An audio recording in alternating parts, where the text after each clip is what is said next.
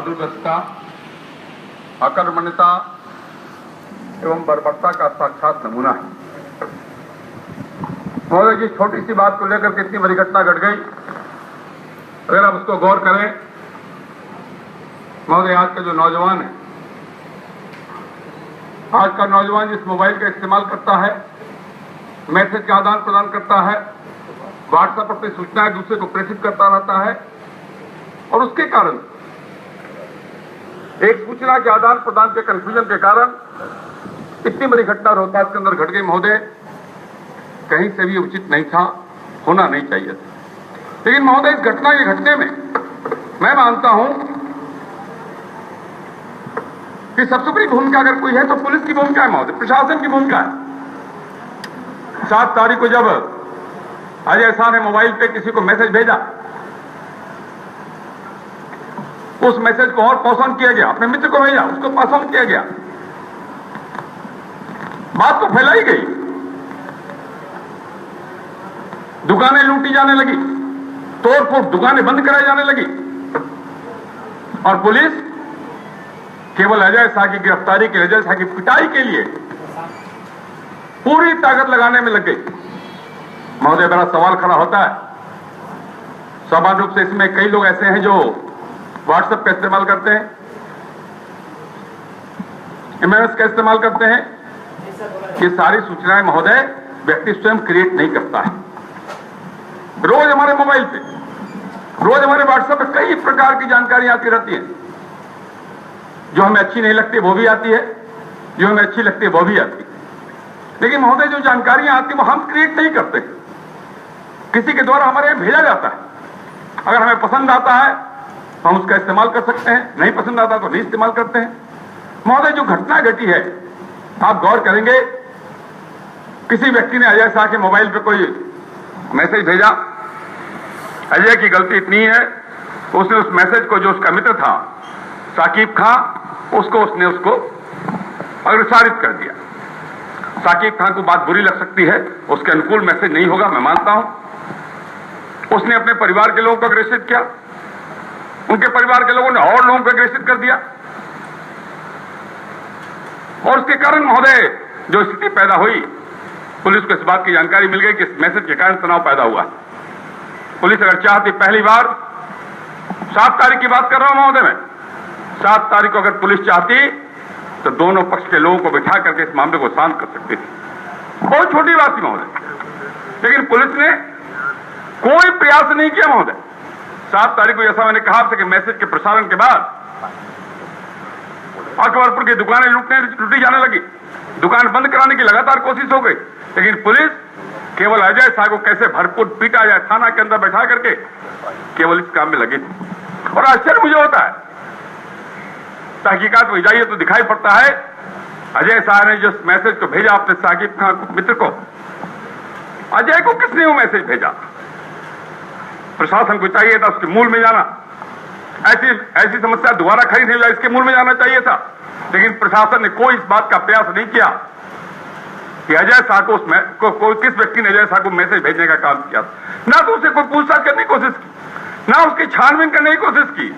Police केवल एक काम में लग गई, कैसे अजय शाह को अधमरा कर दो, पब्लिक के हवाले कर दो, पब्लिक के सामने पीटो, और थाना में महोदय जिस खंभे पर भारत का प्रतीक चिन्ह तिरंगा झंडा फहराया जाता है महोदय, उस खंभे में मार कर, बांध करके अमानवीय ढंग से उस पर जो अत्याचार किया गया महोदय, उसकी जो पिटाई की गई है महोदय, शर्मनाक है महोदय। उसके बाद घटना क्या घटती है?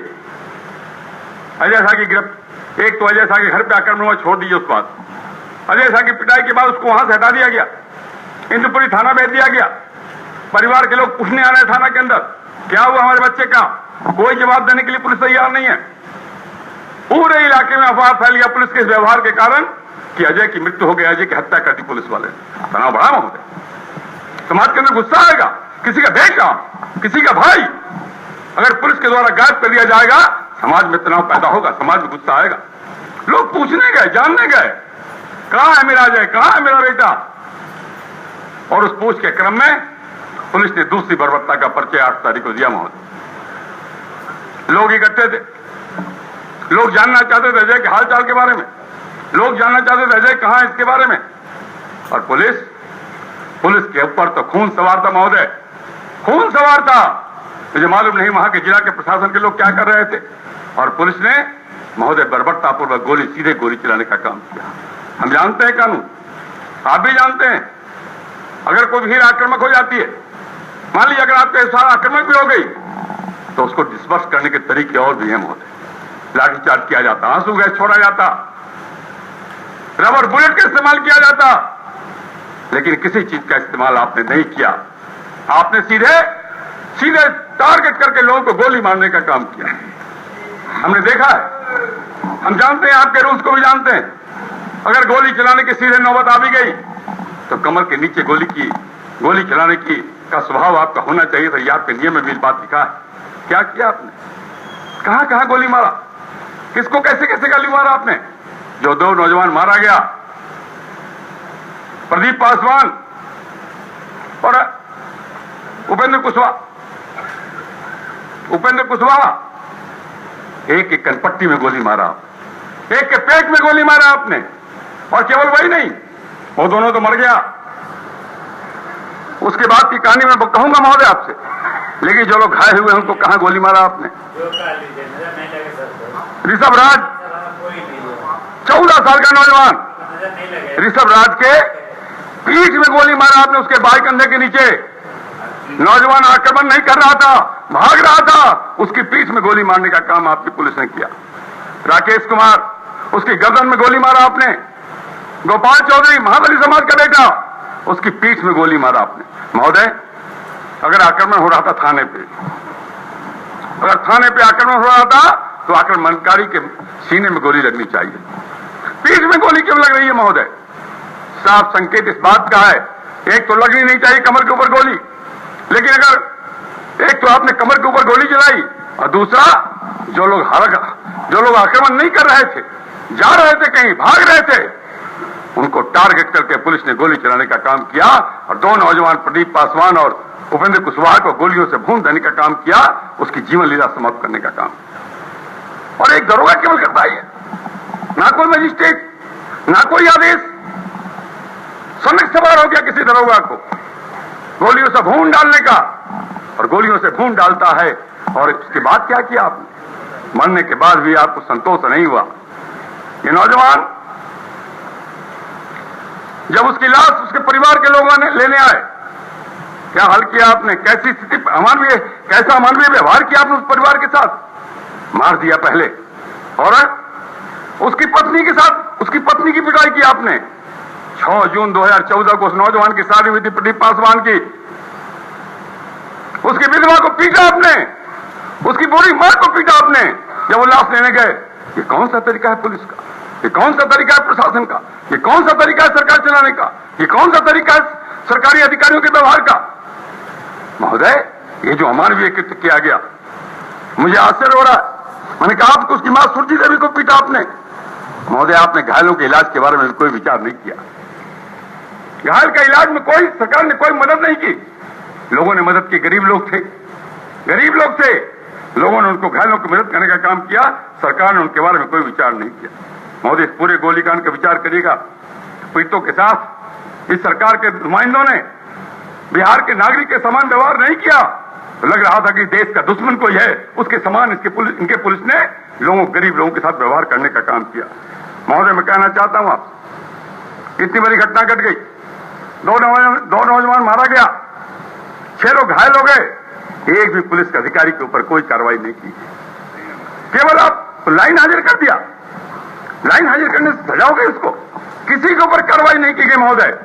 ना तो किसी परिवार के लोगों को मुआवजा दिया गया, केवल प्रदीप पासवान को संभवतः 20,000 का मुआवजा दिया आपने, 20-22,000 का। बाकी किसी को ना तो मुआवजा दिया आपने, ना तो किसी की चिंता की। महोदय, मैं कहना चाहता हूं आपके माध्यम से, ये पूरी घटना में मेरा सीधा आरोप है, सरकार इस मामले को दबाना चाहती है, सरकार इस मामले को बंद कर देना चाहती है, सरकार सच्चाई पे पल्ला डालना चाहती है, और इसलिए सरकार इस मामले की निष्पक्ष जांच नहीं कराना चाहती।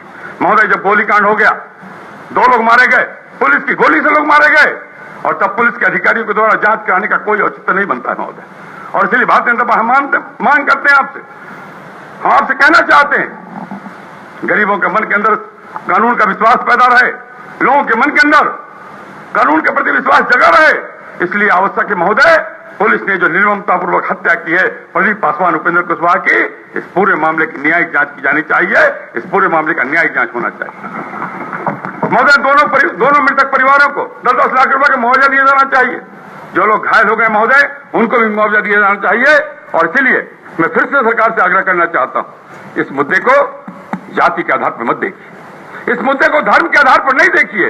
मैं इसको हिंदू मुस्लिम दंगा नहीं मानता हूं, मैं सीधा मानता हूं ये पुलिस की बर्बरता का सीधा परिचायक है। और इसलिए पुलिस की गोली से जो मारे गए लोग हैं उनको मुआवजा दीजिए, न्यायिक जांच कराइए। चूंकि पुलिस की गोली से लोग मारे गए हैं, इसलिए पुलिस के अधिकारियों के द्वारा जांच कराने पर निष्पक्ष जांच संभव नहीं है। और इसीलिए मैं फिर से एक बार आग्रह करना चाहता हूं, सरकार पूर्वाग्रह छोड़ दे। सरकार ने और न्यायिक जांच की घोषणा की है, जहां गोलीकांड हुए थे बिहार के अंदर, चाहे वो मधुबनी का मामला हो, चाहे वो फार्मेसी का मामला हो, यहां क्यों नहीं करना चाहते आप? यहां पिछड़ा समाज का आदमी मारा गया, दलित समाज का आदमी मारा गया, महादलित समाज का आदमी गोलियों से घायल हुआ है। ये समाज के जो पिछले कमजोर वर्ग के लोग हैं उनके ऊपर आपकी पुलिस ने गोली चलाई है, उसकी निष्पक्ष जांच से भागना चाहते हैं आप, ये लोग बर्दाश्त नहीं करना चाहते। इसलिए फिर से एक बार निवेदन करूंगा, न्यायिक जांच की घोषणा करिए, दोनों मृतक परिवारों के लोगों को मुआवजा की घोषणा करिए, घायलों के समुचित इलाज और उनके मुआवजे की घोषणा करिए, यही आपसे आग्रह करना चाहता हूं। हिंदू छोड़ के अति पिछड़ा आप सरकार का उत्तर